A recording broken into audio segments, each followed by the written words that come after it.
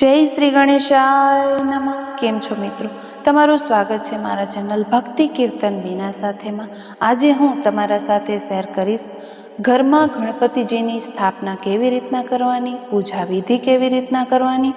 શાસ્ત્રી મહારાજ ન હોય તો આપણે આપણી રીતે ગણપતિ બાપાનું કેવી રીતના ઘરમાં સ્થાપન કરવું તેનો વિડીયો આજે હું તમારા સાથે શેર કરીશ। જો વિડીયો જરાય પણ ગમે મિત્રો તો લાઈક જરૂરથી કરી દેજો। તો ચાલો મિત્રો, આજે આપણે ગણપતિજીની આપણા પોતાના ઘરમાં સ્થાપના કેવી રીતના કરીશું તેનો વિડીયો સ્ટાર્ટ કરીએ। તો સૌ પ્રથમ ગણપતિ બાપાને જ્યાંથી મૂર્તિ લઈ આવીએ ત્યાંથી ઢોલ નગારા વગાડીને ગણપતિ બાપાનું આગમન ઘરમાં કરવું, ત્યાંથી પણ ઢોલ નગારા વગાડીને ગણપતિ બાપાને ઘરમાં પ્રવેશ કરાવો। ત્યાર પછી જે જગ્યા ઉપર તમે ગણપતિ સ્થાપના કરવાના હો એ જગ્યાને સ્વચ્છ રીતે સાફ કરી લેવી, ગંગાજળનો છંટકાવ કરી દેવો અને ત્યાર પછી એ જગ્યાને આપણે શક્ય બને તો થોડું ઘણું ડેકોરેશન કરવાનું। ત્યાર પછી બાજોટ લઈ લેવાનું, બાજોટ ઉપર લાલ અથવા પીળા રંગનો કપડો પાથરી દેવાનો, તેના ઉપર કંકુ ચાંદલો કરી એક સોપારી મૂકવાની અને સવા મુઠ્ઠી જેટલા આપણે અહીં ઘઉં અથવા તો ચોખા પાથરી દેવાના। ત્યાર પછી ગણપતિ બાપાનું આપણે અહીં સ્થાપન કરવાનું। અહીં આપણે પહેલાં મોઢું તેમનું ઢાંકીને જ રાખશું અને જ્યારે તમે સ્થાપના કરો ત્યારે બોલવાનું ઓમ ગણ ગણપતે નમઃ। તો ફ્રેન્ડ્સ, આપણે આ રીતના ગણપતિ બાપાનું બાજોટ ઉપર સ્થાપના કરવાની છે। ત્યાર પછી આપણે ઘરની મૂર્તિ લઈ લઈશું। તો ઘરની મૂર્તિને આજના દિવસે આપણે નવડાવીશું। તો પંચામૃતથી આપણે ગણપતિ બાપાને નવડાવીશું। તો પંચામૃતમાં આપણે 5 વસ્તુ લેવાની છે: દહીં, દૂધ, ઘી, સાકર અને મધ લઈ લેવાનું છે। મધ ના હોય તો તમે ફૂલ પણ લઈને 5 ઇન્ગ્રેડિયન્ટથી આપણે બનાવવાનું છે પંચામૃત। અને ત્યાર પછી ભગવાન શ્રી ગણેશને નવડાવીશું। તો પંચામૃતથી આપણે ભગવાન ગણેશને નવડાવી લેશું। તો એકદમ સ્વચ્છ કરી લેશું અને તમે જે મૂર્તિ લઈ આવ્યા છો તે માટીની મૂર્તિ હોય છે એટલે આપણે તેને નવડાવી શકતા નથી। તો તેનો પણ ઉપાય હું આગળ આ વિડીયોમાં તમને બતાવીશ ફ્રેન્ડ્સ। તો એ મૂર્તિને આપણે કઈ રીતે સ્વચ્છ કરવાની છે તે પણ હું આ વિડીયોમાં જણાવીશ। તો ફ્રેન્ડ્સ, અહીં તમે જોઈ રહ્યા છો કે ભગવાન ગણપતિને આપણે પંચામૃતથી નવડાવી લીધા છે। હવે આપણે સ્વચ્છ જળ લઈ લેશું, તેનામાં ગંગાજળ ઉમેરી દઈશું અને એ જળથી આપણે ગણપતિ બાપાને નવડાવી દેવાના છે। ગણપતિ બાપાને એકદમ સરસ એવા સ્વચ્છ કરી લેવાના છે।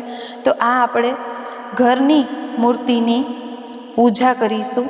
તો ફ્રેન્ડ્સ, અહીં આપણે નવડાવ્યા પછી ભગવાનને નેપકિન અથવા તો ટુવાલથી એકદમ સરસ રીતે સ્વચ્છ કરી લેશું, કોરા કરી લેશું। એકદમ પાણી ન રહેવું જોઈએ એ રીતે આપણે ભગવાન ગણપતિનું સરસ રીતે પૂજન કરીશું, નવડાવવાની વિધિ કરીશું। ત્યાર પછી આ ગણપતિને પણ આપણે મોટા ગણપતિની બાજુમાં સ્થાપિત કરીશું। તો અહીં સૌ પ્રથમ કંકુનો ચાંદલો કરીશું અથવા સાથિયો કરી લઈશું અથવા તો આપણે કંકુ ત્યાં અર્પણ કરી દેવાનું છે અને થોડા અક્ષત એટલે કે ચોખા અર્પણ કરી અને ગણપતિ બાપાને ઉપર બિરાજમાન કરવા। ત્યાર પછી ગણપતિ બાપાને ચાંદલો કરવો અને અક્ષત ચડાવવા। ત્યાર પછી આપણે મોટી મૂર્તિનું મુખ દર્શન કરીશું। તો ત્યાર પછી આ મૂર્તિને આપણે સ્વચ્છ કરીશું। તો તમે જે પણ મૂર્તિ બહારથી લાવ્યા હો એ મૂર્તિને આપણે નેપકિન વડે અથવા નેપકિન થોડું ભીનું કરીને મૂર્તિને સ્વચ્છ કરી લેવાની છે, કારણ કે માટીની મૂર્તિને આપણે નવડાવી શકતા નથી એટલા માટે આ આપણે પ્રોસેસ કરવાની છે। તો આપણે નેપકિનથી સરસ ગણપતિ બાપાને સ્વચ્છ કરી લેશું। અહીં મેં પૂજાની થાળી લઈ લીધી છે। હવે વિગતવાર આપણે ગણપતિ બાપાની પૂજા કરીશું। એનાથી પહેલાં આપણે ગણપતિ બાપાને નવડાવ્યા બાદ તેમને વસ્ત્રો ધારણ કરાવીશું। તો હું દર વખતે ગણપતિ બાપાને ઘરે બોલાવું છું અને આ રીતના બાપાની પૂજન વિધિ કરું છું, સ્થાપના કરું છું। મિત્રો, આપને આ વિડીયો ગમે તો વિડીયોને લાઈક જરૂરથી કરજો। તો ફ્રેન્ડ્સ, અહીં મેં ગણપતિ બાપાને વસ્ત્ર ધારણ કરાવી દીધા છે। ત્યાર પછી આપણે સુગંધિત ફૂલોની માળા લઈ લઈશું। તો ભગવાન શ્રી ગણેશને લાલ કલરનું ફૂલ અથવા પીળા કલરનું ફૂલ વધારે પસંદ હોય છે, તો એવી જ માળા બનાવી લેવાની અને ભગવાન શ્રી ગણેશને માળા અર્પણ કરવાની. ત્યાર પછી ભગવાનને લાલ કલરના ફૂલ ખૂબ જ પ્રિય હોય છે, તો એમના હાથમાં આપણે ફૂલને પણ અર્પણ કરીશું. ત્યાર પછી આપણે જનોઈ પહેરાવીશું. તો ફ્રેન્ડ્સ, અહીં ઘરના કોઈ જેન્ટ્સ ઘરે ઉપલબ્ધ હોય, મતલબ કે હાજર હોય, તો એમની હાજરીમાં તેમને ગણપતિ બાપાને જનોઈ પહેરાવી દેવી. હવે ફ્રેન્ડ્સ, આપણે રિદ્ધિ સિદ્ધિનું સ્થાપન કરીશું. તો ગણપતિની આજુબાજુ આપણે રિદ્ધિ સિદ્ધિનું સ્થાપના કરીશું. તો એ જગ્યાએ ચાંદલો કરીશું, અક્ષત મૂકીશું એટલે કે ચોખા મૂકીશું, અને રિદ્ધિ સિદ્ધિ મૂકીશું એટલે કે 2 સોપારી મૂકીશું. જો તમારા પાસે ફોટો ન હોય ઘરમાં રિદ્ધિ સિદ્ધિનો, તો તમે સોપારી મૂકી અને તેનું પૂજન કરવું, અક્ષત ચડાવવા. ત્યાર પછી કંકુ ચાંદલો કરો, અને જે આપણે ગણપતિ બાપાની મૂર્તિ સ્થાપિત કરી છે એને પણ આપણે જનોઈ પહેરાવી દઈશું અને ગણપતિ બાપાને દુર્વા અર્પણ કરીશું. કહેવાય છે કે ગણપતિ બાપાને દુર્વા ખૂબ જ પ્રિય છે. ગણપતિ બાપાના હાથમાં આપણે દુર્વા પકડાવીશું, અથવા ગમે ત્યાં આપણે ગણપતિને દુર્વા સેટ કરી દઈશું. હવે ફ્રેન્ડ્સ, આપણે કળશ સ્થાપિત કરીશું. કહેવાય છે કે કળશની સ્થાપનાથી જ ઘરમાં સુખ સમૃદ્ધિ આવે છે, દુઃખ દૂર ભાગે છે. તો બીજા બાજુ ઉપર મેં અહીં કળશ સ્થાપિત કર્યું છે. તેનામાં શુદ્ધ જળ ગંગાજળ લઈ લીધું છે. તેને આપણે દોરો બાંધીશું એટલે કે રોલી બાંધી લઈશું. ત્યાર પછી કળશને આપણે ચાંદલો કરીશું, અક્ષત ધરાવીશું. ત્યાર પછી કળશની અંદર આપણે થોડા કંકુ અને સાથે સાથે ચોખા, 1 રૂપિયાનો સિક્કો, અને જો હળદરનો ગાંગડો હોય તો એ લઈ લેવાનું. આપણે પુષ્પ લઈ લેવાનું, એ અંદર એડ કરી દેવાનું. અને ત્યાર પછી અહીં આંબાના ડાળ કે પછી આસોપાલવના પત્તા લઈ લેવાના છે. એ પત્તા આપણે અહીં ઉમેરી દેવાના છે. તો 5 નંગ જેટલા પત્તા આપણે અહીં ઉમેરી દેવાના. અહીં આપણા કળશની સ્થાપના થઈ ગઈ છે. હવે આપણે અહીં શ્રીફળ લઈ લઈશું. તો ફ્રેન્ડ્સ, શ્રીફળને આપણે અહીં દોરો બાંધી દઈશું. તો દોરાને આપણે 1.5 ગાંઠ વાળીશું. ઘણા લોકો ચુન્ની પહેરાવતા હોય છે, તો તમે ચુન્ની પણ પહેરાવી શકો છો. લાલ રંગની કોઈ પણ ચુન્ની પહેરાવીને શ્રીફળનું પૂજન કરવાનું.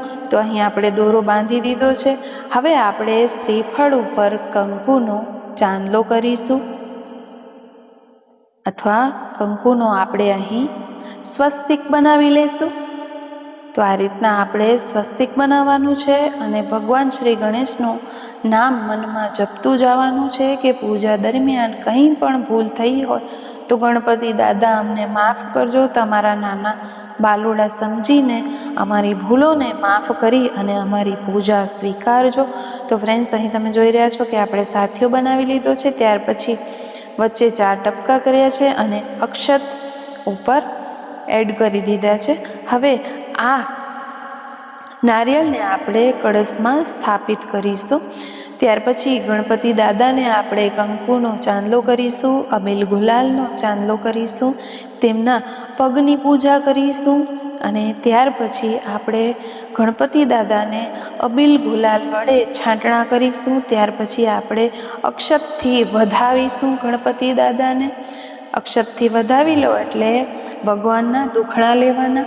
ત્યાર પછી આપણે અહીં ભગવાનને ફળ ધરાવીશું. તો તમારી ઈચ્છા અનુસાર તમે જે પણ 5 ફળ ધરાવો તે અહીં પાનમાં તમને એડ કરી દેવાના છે. તો અહીં મેં નાગરવેલનું પાન લઈ લીધું છે ડીશમાં, તેનામાં 5 ફળ મેં ધરાવી દીધા છે. જો અલગ અલગ ફળ ન હોય તો તમે કોઈ પણ એક ફળ 5 ધરાવી શકો છો. મેં અહીં એપલ અને કેળા ધરાવ્યા છે. હવે ગણપતિ બાપાના પ્રિય લાડુ એટલે કે ગોળ ચૂરમાના લાડુ મેં અહીં બનાવી લીધા છે, અને બાપાને ગોળ ચૂરમાના લાડુ ધરાવ્યા છે. તો આ હતી ગણપતિ સ્થાપનાની બધી વિધિ. ત્યાર પછી મિત્રો આપણે અહીં હળદરનો ગાંગડો હોય તો એ લઈ લેવાનું, હળદરનો ગાંગડો ન હોય તો ઘરમાં રહેલી હળદર લઈ લેવાની. ત્યાર પછી પંચમેવા ધરાવવાના, તો એ આપણે પંચમેવા ધરાવી દઈશું. અને અહીં આપણે પંચામૃત પણ ધરાવવાનું છે, પ્રસાદીમાં ફળ ધરાવવાના છે અને ચૂરમાના લાડુ ધરાવવાના છે. ત્યાર પછી આપણે ગણપતિ દાદાની આરતી કરીશું. આરતી બાદ આપણે ગણપતિ દાદાને ભોગ જમાડવાનો હોય છે. જે પણ તમે ઘરમાં બનાવો લસણ ડુંગળી વગરનું એ આપણે ગણપતિ દાદાને ધરાવવાનું અને પછી જ પોતે ખાવાનું હોય છે. અને આખો દિવસ વ્રત કરવાનું, નકોરડો ઉપવાસ અથવા તો ફરાળ ખાઈને તમે આ વ્રત કરી શકો છો, અથવા તો એક ટાઈમ તમે ભોજન લઈને આ વ્રત કરી શકો છો. એ ભોજન આપણે રાત્રિના જ લેવાનું અને તે દિવસે ચંદ્રના દર્શન કરવામાં આવતા નથી.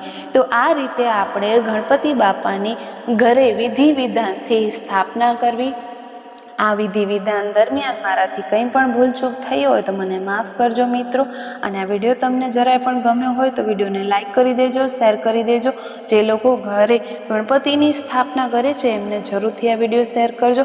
ફરી મળીશું મિત્રો નવા આપણે વિડીયો સાથે. ત્યાં સુધી રજા લઈશું.